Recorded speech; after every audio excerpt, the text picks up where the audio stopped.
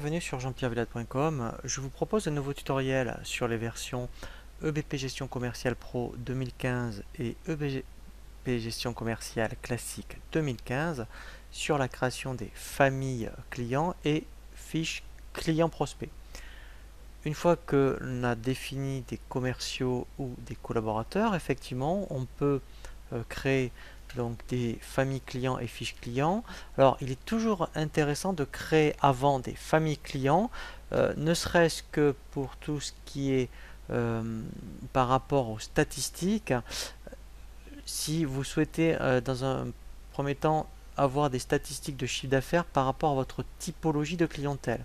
Si on prend un exemple, vous avez donc des clients d'entreprise, des particuliers, des associations ou des grands comptes par exemple. Eh bien, à la fin du mois, c'est quand même intéressant de savoir comment est réparti votre chiffre d'affaires en fonction de ces différentes familles clients. Donc, pour cela, dans le menu Vente, vous avez une option Famille client prospect. Nous allons créer deux familles.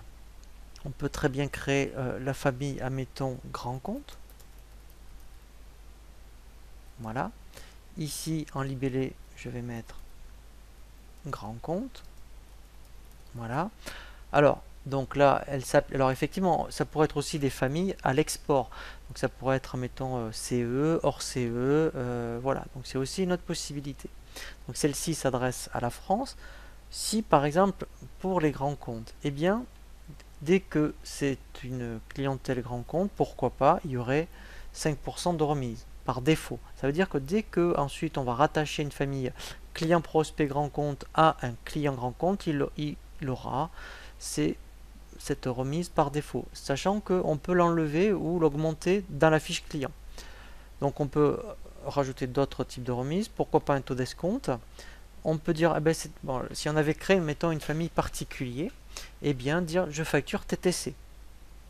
S'il y avait une gestion de frais de port, mettons par rapport à ce que l'on a vu au tutoriel les Franco, eh bien dire on va l'appliquer directement ici. Alors là, il n'y a pas de catégorie tarifaire parce qu'on pourrait en plus des 5% de remise, eh bien avoir vraiment une catégorie tarifaire supplémentaire. Donc ça, on verra un tutoriel vraiment dédié à cet effet, mais on peut combiner à la fois ce pourcentage plus une tarification particulière. Ici, c'est tout nouveau, c'est par rapport à des taxes particulières. Alors, ça, on verra un tutoriel vraiment dédié à cet effet. Là pour l'instant, on voit, je veux dire, la création de familles clients-prospects de façon simple. Mais s'il y avait vraiment des taxes particulières sur cette famille-là, surtout, je pense, tout ce qui est CE ou hors CE, eh bien, on pourrait les créer ici. Ici, alors, vous pourriez très bien rajouter, affecter un commercial. Alors, si vous aviez donc plusieurs commerciaux et un commercial par typologie de clientèle, dire, eh bien, Monsieur Dupont s'occupe essentiellement des grands comptes. Donc, tous les clients grands comptes auront Monsieur Dupont d'affecter. C'est ici, vous voyez qu'on peut affecter les modes de règlement que l'on a créés tout à l'heure. Donc là, si cette famille-là c'est traite à 30 jours fin de mois, systématiquement dans les modes de règlement des clients, voilà, et bien il y aura traite à 30 jours fin de mois.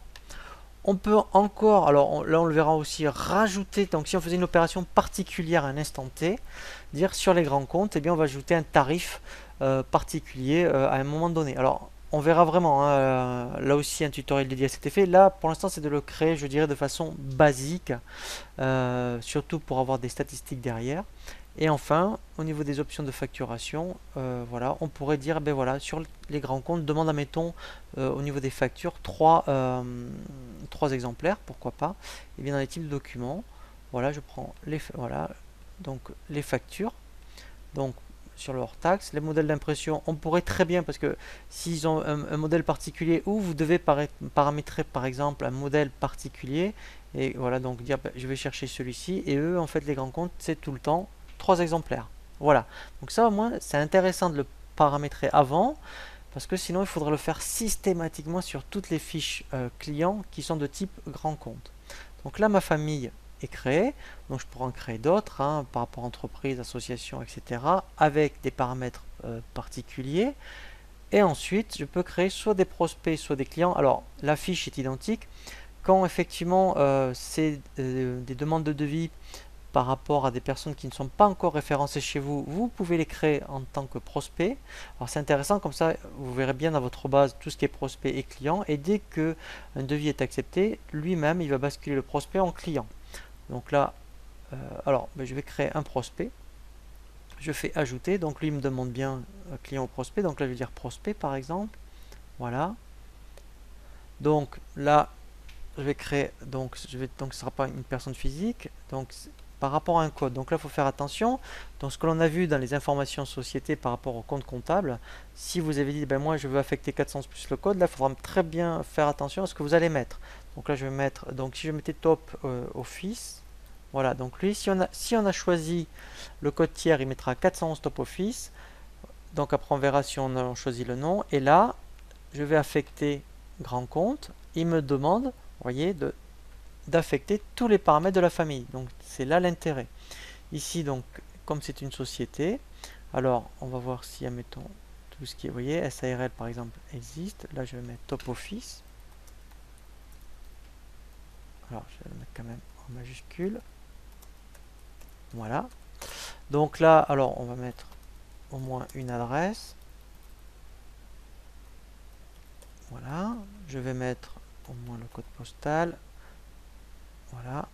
Voilà, donc lui il va me détecter par défaut. Donc vous pourrez très bien avoir un contact ici déjà au niveau de tout ce qui est facturation. Alors après on verra, il y a toute une gestion de contact, hein, mais là déjà c'est comme si vous voulez votre contact principal.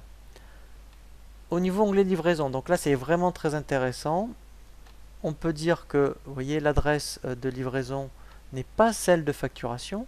Donc dans ce cas-là, ici, je rajouterai une nouvelle adresse. Voilà. Donc là, voilà. Et on pourrait très bien aussi, donc si c'est, admettons, dans un autre endroit, qu'il y ait un contact particulier pour la livraison. Voilà. Au niveau adresse, alors là, c'est là où c'est intéressant. Mettons un grand compte où il y a plusieurs sites. On pourrait rajouter ici autant d'adresses que l'on veut. Et ensuite, après, on pourrait définir que en fonction des adresses que vous avez créées ici, quand on fait justement une devis ou un bon de réception, ne pas aller chercher cette adresse ici, mais aller chercher une adresse que vous avez créée ici.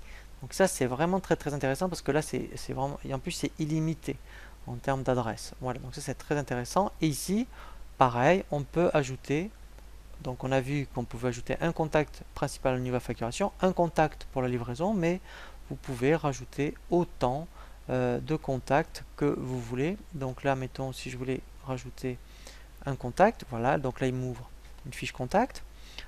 Voilà. Alors on verra justement avec la CRM hein, qu'on peut justement aller chercher directement tous les contacts du logiciel gestion de contact. Comme ça, moi, ça évite de faire une double saisie. Voilà. Donc là, on peut dire, voilà, donc c'est un client pro, voilà, contact, voilà. Donc je ne vais pas mettre l'adresse, mais on pourrait bien créer une fonction. Mettons, donc là, ça pourrait être service comptable. Voilà.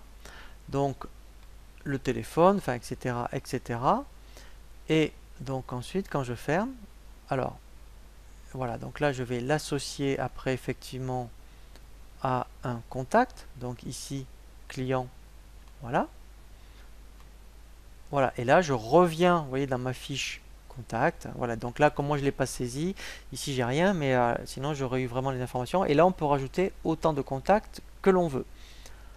Au niveau voilà, de l'onglet gestion, donc là, eh bien, vous voyez, comptablement, il m'a bien affecté 411 top office parce que moi j'avais demandé le nom du client.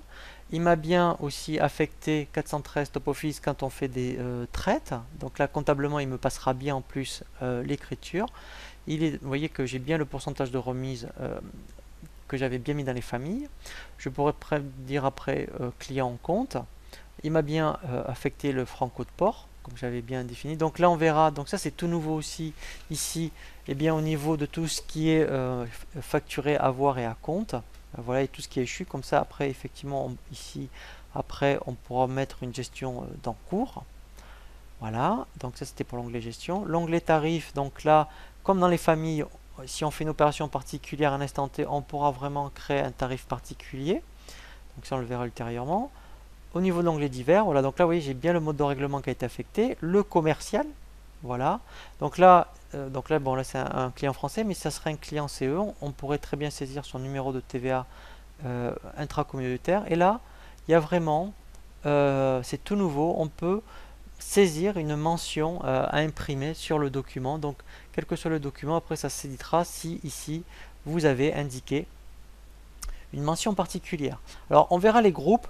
Donc, ça, c'est éventuellement des tables supplémentaires que l'on peut après initialiser. Si par rapport à toutes les tables qu'il nous a déjà indiquées, on n'en a pas assez, on pourrait très bien créer des sous-familles. Donc, si après grand compte, on a besoin d'une sous-famille particulière, on pourrait très bien rajouter une sous-famille. Et ici, ce qui est intéressant, donc justement, comme il paye par traite et que EBP est capable d'éditer les traites, on pourrait très bien indiquer ici la domiciliation bancaire du client.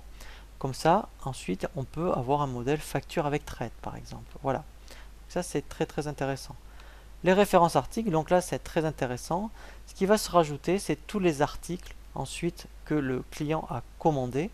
Voilà, donc ça, c'est vraiment très très bien. Option de facturation. Donc là, vous voyez, donc lui, il est allé chercher par défaut ce que j'avais mis dans la famille pour les grands comptes. Si ce client veut dire, ben non, moi, mettons, c'est pas 3, mais c'est 4, eh bien, on peut changer. Voilà. Donc lui, par défaut, c'est ce qu'il va aller chercher. Donc après, voilà, donc là, on peut très bien avoir des contacts par rapport à tout ce qui est Internet. Donc là, après, il faut avoir aussi interfacé votre solution e-commerce par rapport à EBP. Voilà, donc là, on a bien vu tous les onglets, je dirais, par rapport à une fiche prospect ou une fiche client. Et après, effectivement, quand quand on aura fait des documents de vente, quand ce prospect sera passé client, eh bien, on aura soit un historique des devis, des commandes, des bons de réception. On pourra même simuler un tarif. Donc là, voilà, donc là, je pourrais très bien dire, ce prospect, je peux le transférer en client. On peut voir la solvabilité, donc ça, il se connecte après sur société.com. Si vous avez rendez-vous, eh bien, on peut ici déjà savoir avec Mappy ou Google Maps, voir un petit peu l'itinéraire. Voilà, et là, pareil, on peut voir les mêmes informations.